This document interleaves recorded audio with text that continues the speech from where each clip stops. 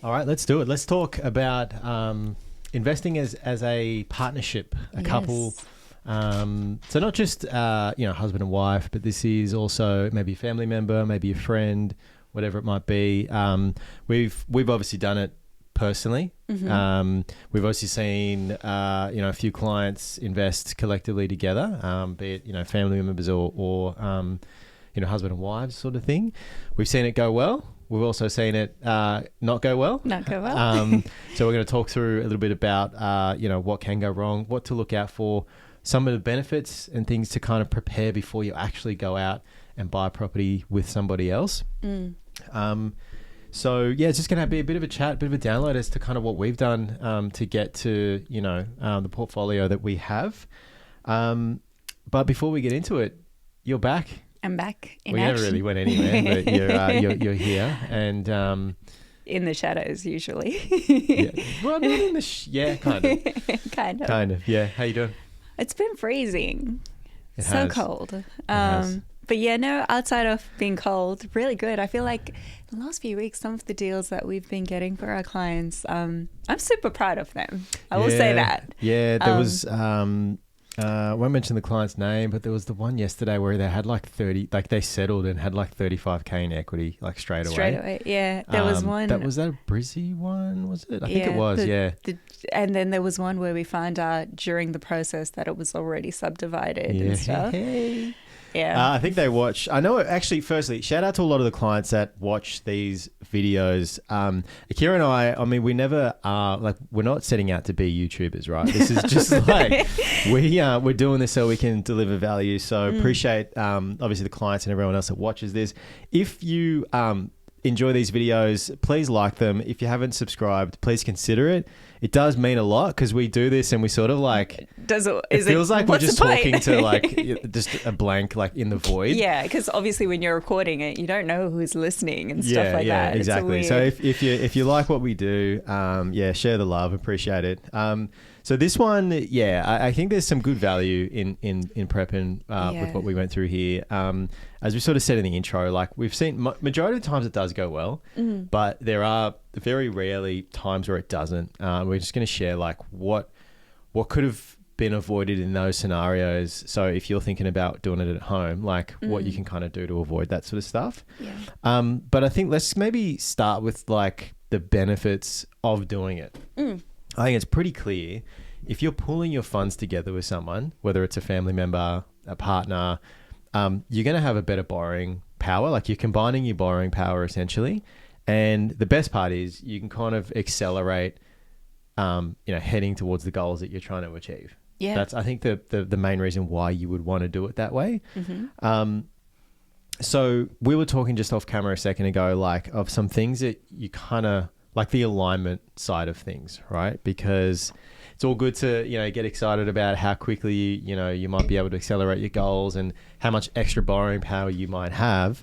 But there's some things that you want to do before you actually start any of the process. Right? Agree. Yeah. I mean, it is obviously a risk. You're putting your money into something with another person, whether, maybe you're just partners, maybe you're married, or maybe it's a family member. For me specifically, you never want a financial decision to impact a relationship. And sometimes if you don't have aligned perspectives of what you want and where you're going, and sometimes things can change as well. If you don't know ahead of time what the risks are and, conversations that might need to be had prior to making the decision with that person, it puts you in an awkward position at that point if anything were to happen. So I always think it's better to be aware and prepared when you're doing something with someone, because it's not you can't be selfish in those decisions. So yeah, I agree. It's one of those things with the process that you've got to align. And in saying that, what is the actual process of doing that? What would you say? So firstly, you've got to, I think, align on the goal. What's the point? What's the purpose of the two people investing in the properties? Because if you've got sort of different goals, you can probably still do it, but you're going to have to then define the exit strategy. And I think just making sure you have alignment on what those goals are between the two people. because it will make the buying process much easier. So goals, I think, is the first thing. Knowing the risk appetite, and this is where we've seen people go wrong with it. Yeah, it's a hard one. And we'll get into maybe sharing a bit of the story, obviously not mentioning particular names and whatnot, but the risk appetite, I think, is an often overlooked part of the alignment process. The detail, because one person might be like super aggressive in that, hey, I just want to buy like as many properties as we can in as quick a time. The other person might be, a bit more risk averse. Handbrakes. Yeah, there might be the handbrake, and there's nothing wrong with that. It's just you've got like a different way of looking at stuff. So don't overlook that side of things when it comes to that alignment process.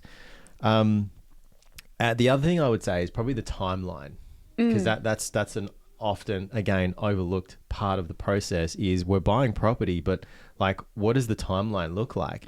Because, for example, you might have two people, one person might be a lot older than the other one. Yeah. And therefore there's a different timeline before they want to see the benefit of property investing, right? Yeah. So kind of just getting clear around that. What does our timeline look like? And then I think the most important thing is, what is the exit strategy?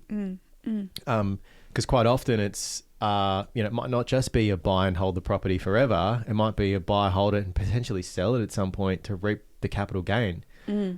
So these are all things, these are all parts of the conversation you got to have before you even like get into buying anything or anything like that. I agree. And I also feel like with this conversation that you're having with your partner, I actually think it's important to put it on paper or on a whiteboard. I think we put it on a whiteboard, but it is important because as you note things down, there's things that you don't necessarily think of on top of mind that you might come to, I guess, understand or see all the different layers within the decision. So having pen to paper and having like a bit of an agreement on what you both want, maybe write it down individually and then join it together. Because the last thing I think in a decision like this, especially specifically if you're a couple, is that, maybe it's not a 50-50 transaction as well. No one wants to feel like they're getting the shorthand of the straw. So I think it's important to always have things written down separately and then join it together to make sure it's aligned as well. Because sometimes it can be a romantic idea. I don't know if you kind of get what I'm saying. Yeah, I totally get it. And I've seen it time and time again. Like I said, because people might get excited that they can do a lot more a lot quicker. Yeah. And you totally can, but you've got to go through. You got to have these tough conversations early. Yeah, and I mean they're uncomfortable sometimes because sometimes you're like, all right, well, what if something happens in the relationship? Where do these properties go? So you just got to be brute honest, I think, and that way you're aware of everything from the start. Yeah, totally. No, 100%. I think the other thing that I also think about, or what we see with clients often, and even our own personal circumstance, is understanding how things are structured. I mean, there's so many different ways. Maybe just dive into that and give some detail on what your thoughts are. It's actually a question pretty much every client asks us, right? Like, what do we do it in a personal name? Do we do it in a trust? Do we do it in a self-managed super fund? And obviously, I've got to say, it's not financial advice what we do, but structuring, it is a critical part of the process. So you can obviously buy it in your personal name, which is often the easiest, most cost-effective route. But there are consequences of that, right? So what does the tax implication look like for the two individuals? How is the ownership split between the two individuals?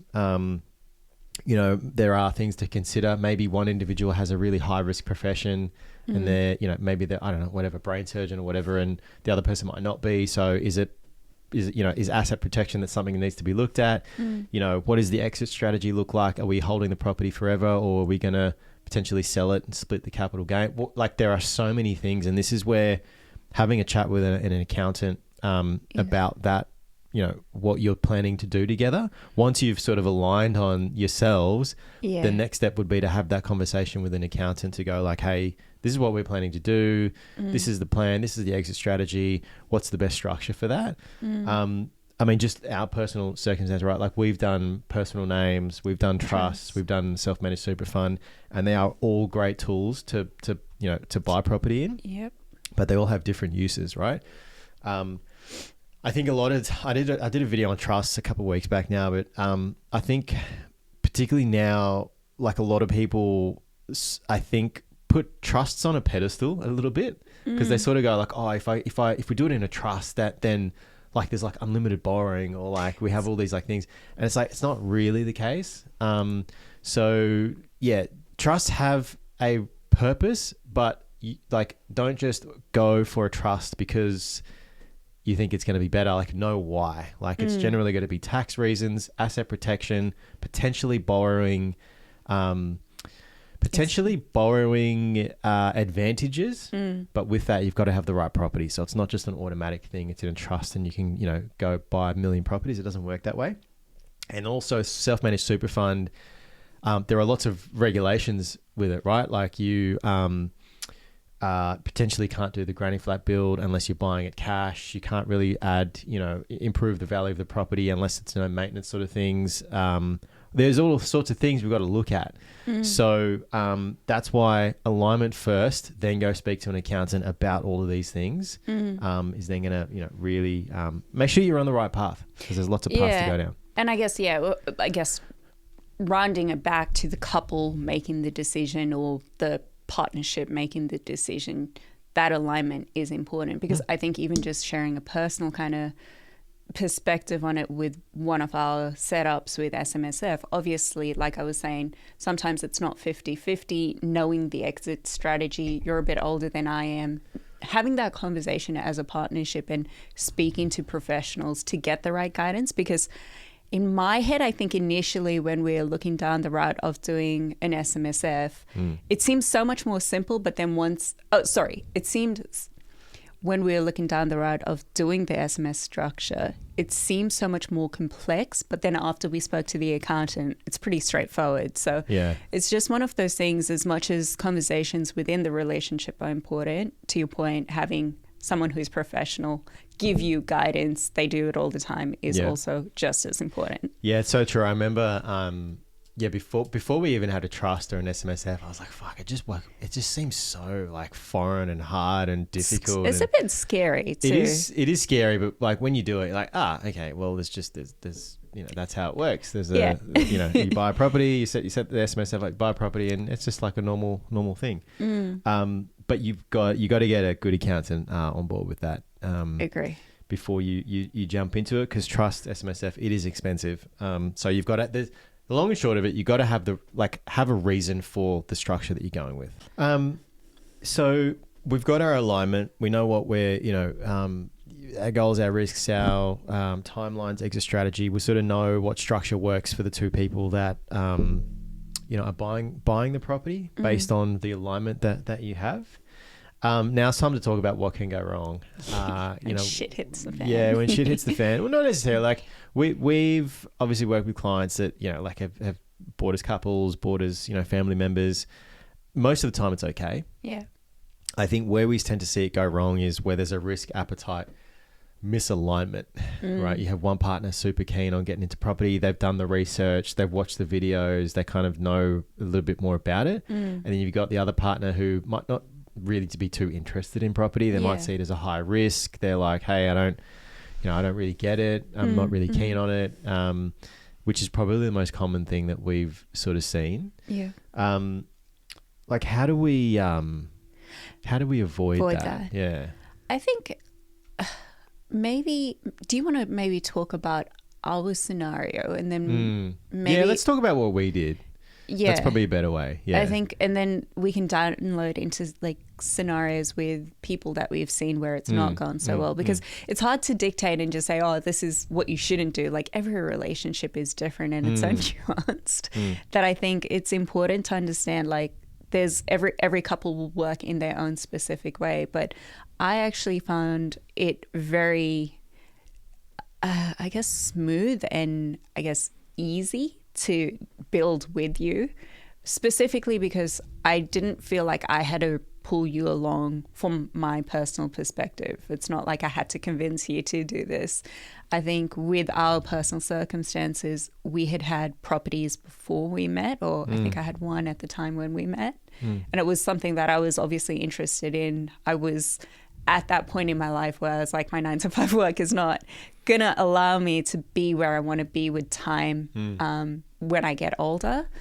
And then that allowed me to, obviously, being a bit younger than you, use your knowledge to expedite my growth. So I think from my personal situation with you on this journey with building a portfolio, it was great because we both wanted the same thing of creating a financial future for ourselves where we weren't stressed. Yeah. And we had made that decision as individuals before we did as a couple. Yeah. And so we were building separately in our own kind of right. And then as we decided to take our relationship to the next level, grow together, we then were like, okay, let's just combine forces and smash this thing. Let's go for gold and really build properly. So it was good in the sense of, from my perspective as a woman, you were a bit older than me. You had your own knowledge. I could learn from you as well. You keep saying it. Like, this is the third time you said you're a bit older than me. You are. Yeah, you had more I know, information than me. Yeah, I know. Old but man. not by much. But you started before I know what me. you're trying to say. I'm only teasing you. And that's something that I was grateful for, because to have, I think, a partner like, you know, like we have a partnership where it's like you are on the same page. I think it's kind of rare, to be honest. Like, out of the dating pool, right? Like, how likely is it that two people are going to meet who like have the same risk appetite, goals, alignment, and everything? So I feel like grateful for that. Obviously blessed that was the case. Thank you, Christelle. Set up.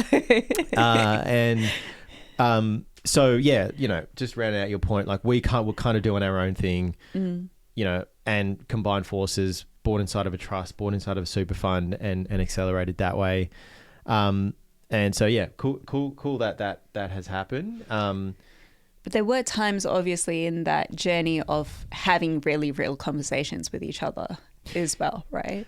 Yeah. I kind of remember that we sort of, I think when we met, you were buying that property in Brisbane, and we sort of like, we're doing the research thing together, and we're sort of I think we're kind of like sussing each other out, like what do you know, like kind of thing.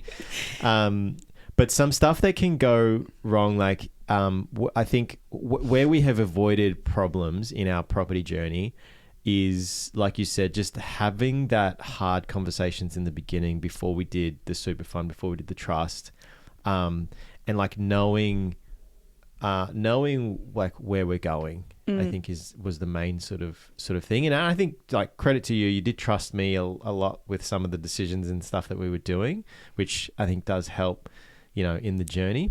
But I think like where we've seen kind of couples trip up is not having those conversations in the beginning and before you're actually doing it. Yes, and then they're committed. They've, you know, got other people involved. Yeah, maybe they've set up a trust, or maybe they've paid a buyer's agent, or maybe they've, you know, got a pre-approval already and a timeline's ticking. And, you know, I think that's probably the one thing I've seen where it go wrong the most. I think the other one is where you have two people, and then one person has somebody else in their ear, whether it's an extended family member who might not understand property, and they just see it as this big, you know, obviously there's a risk with it, right? But they just see it as this big bad thing that you don't want to do. And then they were keen in the beginning, but then the other, you know, family member gets in the ear, and then they just kind of fizzles out and they don't get anywhere.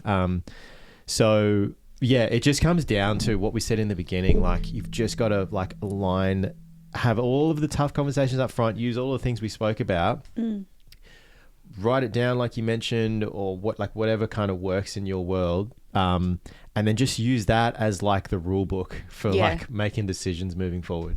Yeah, and I think it's also important, like you're saying, the goal, like keep the baseline very simple. Like, are you doing this to make money? Are you doing this to create more time for yourself? Like all those very simple questions in the relationship you've got to have, I guess, like alignment on, obviously. But if you get caught up in the details, because there's sometimes circumstances where both people will want the same outcome, but one person is more jumping into stuff, and the other is more, like I was saying, a bit of a handbrake and risk averse. Yeah. That actually isn't a bad thing, but there's a balance between the two personalities. Like, I actually think with us, I might be the jumper, you might be the not the handbrake, but the more risk averse person, in the sense of you're analytical and I trust my gut a bit more. And so I think that is an incredible, I guess, combination. Yeah.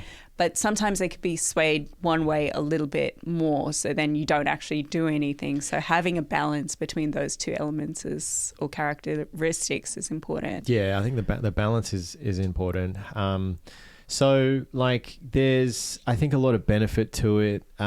We've seen it work really well when that alignment's there, when you have the right structure, when you have the right team as well. Like, the right accountant, the right broker, the right BA if you're using a BA, I think kind of goes a long way. And, we've sort of had some cool conversations with clients that are couples that sort of say, like, how did you guys do it? Like, what was the...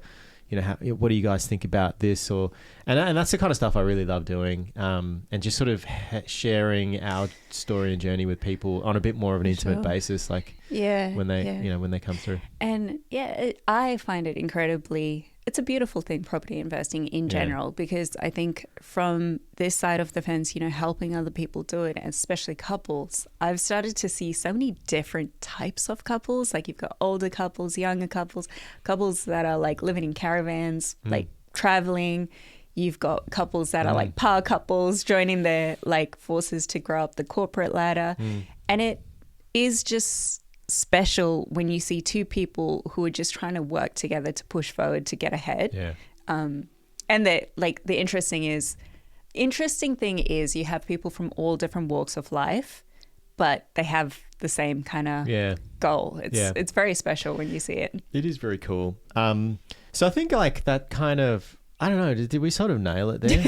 I feel like we spoke about what people can do. I worry I waffle on sometimes. You kind of do, but I feel like, again, that's the balance between us, right? Like, I'm just like, dot points, and you're just like talking about it, and I'm like, okay, well, maybe I that's color a good it thing. In, basically. So I think there's some value in that for you. We might have to watch it back and confirm. But yeah, just to kind of recap, just align with you and your partner, again, whether it's a family member, brother, a husband or wife or whatever. Go through those things that we mentioned. What are the goals? What's your risk appetite? What's the exit strategy look like? Once you kind of have that confirmed and combined with each other, and you've sort of stress tested it a little bit, speak with an accountant about the structure, because that, I think, especially with a partnership, is really important. There are tax implications and all those things I mentioned. So speak with the accountant about what that looks like for you. And then, go out there into the market and do the thing. Buy the property, get in. You definitely won't regret it. Yeah, for sure. I definitely think with a partner, if you do it right and you've got some wins when you do it, it feels very rewarding because you've got a joint kind of goal that you've achieved. Yeah, and that's actually a good point, because you can kind of share it. Like, because if it wasn't for us being buyer's agents and doing property content, I wouldn't be talking about it, right? Because it's not, something that you're going to go and tell, you don't like brag about it or whatever, but like we can have conversations, be like, oh wow, look how cool our property's grown. G each other up. Look how much it's grown in a month, in a year, all that sort of thing. It is nice to have that sort of stuff. It is kind of cool. So there's lots of benefits. If you have any questions about anything we've spoken about, just leave them in the comments below. Happy to reply. Like, because I don't know where I was going with that. I just had a thought. This jumper, there was a guy that commented, he was like, oh, why would I take advice from a guy who wears a Kmart jumper and sits in a dark room? I was like, what a shit go at trolling. Anyway, so I'm wearing my Kmart jumper. And I don't think that one is, though. It's not I bought you that one. It's not a Kmart jumper, but it's kind of funny that it is. Anyway, it just crossed my mind as I was talking about that.